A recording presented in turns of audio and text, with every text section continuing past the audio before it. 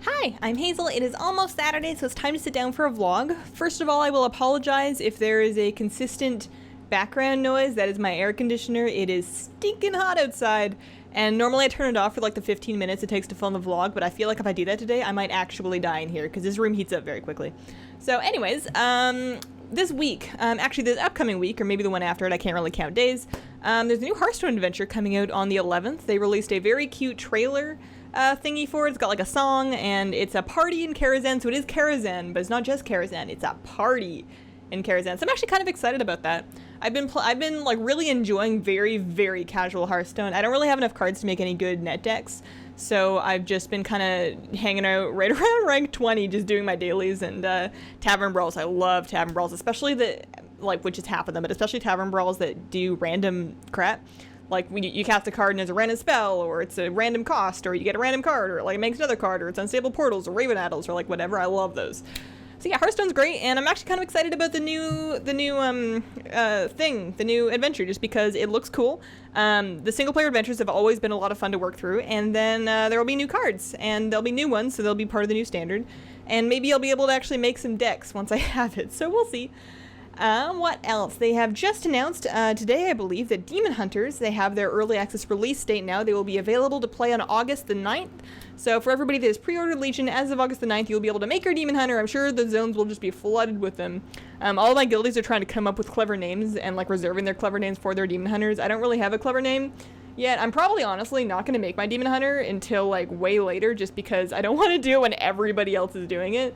Just because, I mean, I know they have like cross-realm sharding so that zones don't get too congested, but I'd still rather wait until it quiets down a little bit, and I don't really have any immediate need to play Demon Hunter. I've done them on beta. I know how they feel. It's not something I'm going to be playing much, so I'm content to just kind of leave them be, but I'm sure they're going to make skirmishes like PvP on live real fun, so that'll be fun. What else? PrePatch and WoW is still chugging along. Everybody in my guild is like on a big transmog hunting kick, myself included. I finally finished opening all of my salvage crates. It took me a while, not as long as I thought. I eventually got in kind of a rhythm of opening them and sorting them, and it didn't take too long, but it was a while. I definitely had some finger cramps that took a couple days to get over after opening and sorting through everything, but I opened all of them. They're all gone now. I have all the transmog. It's not as much as I thought it would be, honestly. On cloth, which is where I've collected most of my stuff, on every page I'm like between 150 and 200 pieces of the available, which is usually like 500 available looks. I'm not even halfway done. Apparently I'm gonna have to run a whole bunch of raids, so whenever I get time I've been doing that, but I haven't had a whole lot of time. What else? Oh yeah, as far as what I'm actually gonna be playing, I'm kind of back onto Shadow Priest now, just because one of the main reasons I didn't want to look into, I was thinking about not doing Shadow Priest, was I thought that my Glyph of Shadow, which makes my shadow form less black, I thought that was gone, and I thought I wouldn't really be able to see my transmog because the opaque shadow form makes it very hard to see what you have transmogged. But apparently the Glyph of Shadow, which makes the shadow form less shadowy, it's still a glyph. I just had to relearn it. I just had to craft a new one and relearn it. So now I'm back on that with like my Hazel the Insane. There's going to be a lot of Shadow Priests in my guild, so I'll probably have to fight them for loot, but that's fine. So long as I work really hard and do lots of research and practice a lot and be the best I can be, it'll be fine. So there's that. What else? Otherwise, WoW-wise, we are in the 1 month final countdown until Legion drops, which is very exciting. I'm like doubly excited for that week because my sister's getting married like 3 days before Legion comes out, so I'm actually driving up to Canada with my husband to spend a couple days with my family and attend her wedding, and I'm so excited about that. I haven't been home since I left 2.5 years ago or so, so it'll be really neat to go back home and see my family and be at my sister's wedding and then come back and immediately jump into Legion. It's the timings, I think I come back Monday and Legion drops on like what, Tuesday, Wednesday? It's gonna be tight, but we'll be fine. We'll just pick up like some Mountain Dew or something on, I was gonna say in the airport, but we're not flying, we're driving, so anyways. Yeah, so I'm really excited, 4 weeks, and then in the time leading up to that, we have Demon Hunters the 9th, we have the new Hearthstone adventure on the 11th, and lots and lots of stuff to keep us busy. So, what else have I been doing? Pokemon Go. I'm up to level 23 in like a half. The experience really ramps up quite quickly after level 20.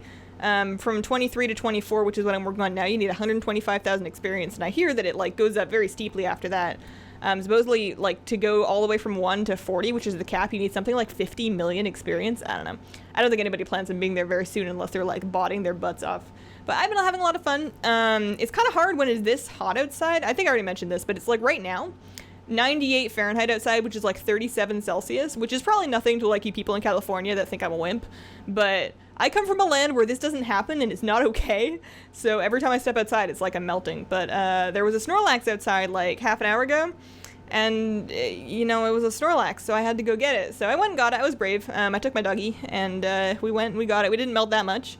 And now I have Tummies 2.0 because I have 2 Snorlaxes. I hatched one from an egg early on, and he's got very good IVs, actually. He's got 90% IVs, and he's CP like middling 1600 or so, just because I don't have a whole lot of Snorlax candy. And this is the second one I see. So now I have Tummies, who is my original Snorlax, and then Tummies 2.0 because, you know, you can always have another one. So that's what I've been doing in Pokemon Go. I want to play a lot more of it, but it's just so hot out. And by the time it's not hot out in the evening, it's pretty dark, and I don't really like wandering around playing Pokemon when it's dark outside, just because that's not really the smartest thing for me to do specifically, just because even if it's a perfectly safe town for me to be wandering around in, I will probably fall off like a hill or something, I don't know. And then in the mornings, it just requires me to get up early, which I can do on weekends, can't do so much on weekdays, so maybe tomorrow on Saturday I'll get up at like 6 a.m. or something, like make some tea and just like get out there and go hit up all the stops and see if I can find something cool. So yeah, that's great.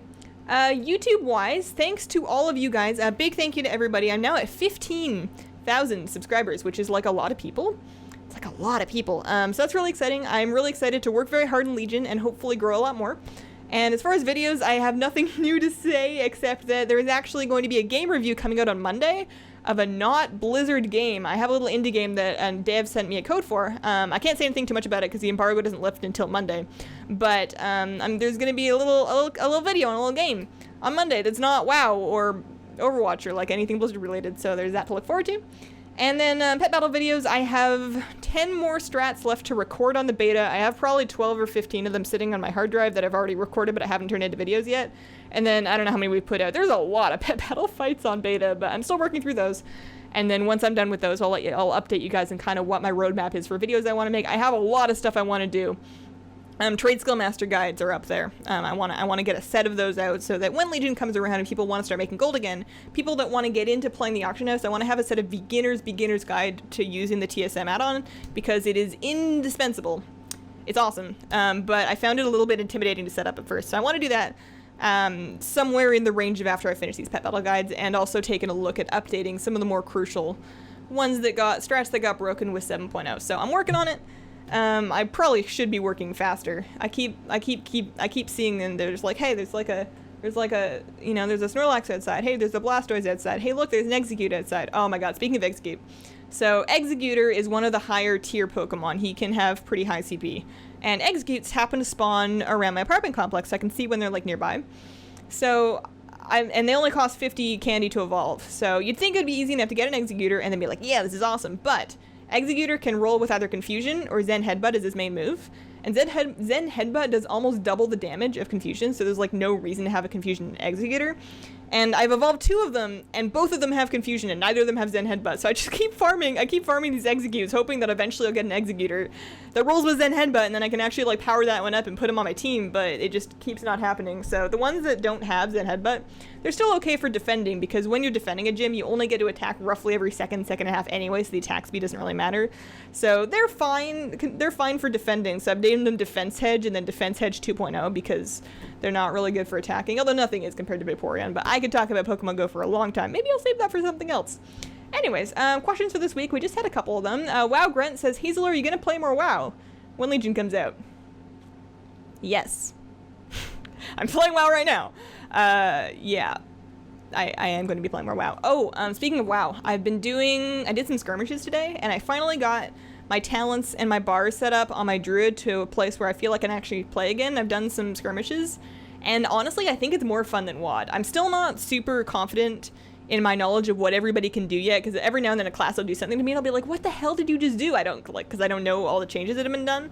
But once I catch up on that and just get some really, really good practice in, I think it's a lot of fun. A lot of classes have lost, like druids I think specifically are in a really good spot, because a lot of classes have reduced mobility, but druids didn't lose a whole lot in terms of kiting. You can still power shift. That was a big deal when they broke power shifting. Apparently you can still do it. My power shifting macros still work great, so you can still power shift. You can still spam root. You can still spam cyclone if you PvP talent it once you actually get to PvP talents. And then travel form and cat form are still great. You can just scoot right out of stuff, and now people are actually left behind when you do so, and you get Ursul's Vortex as a baseline.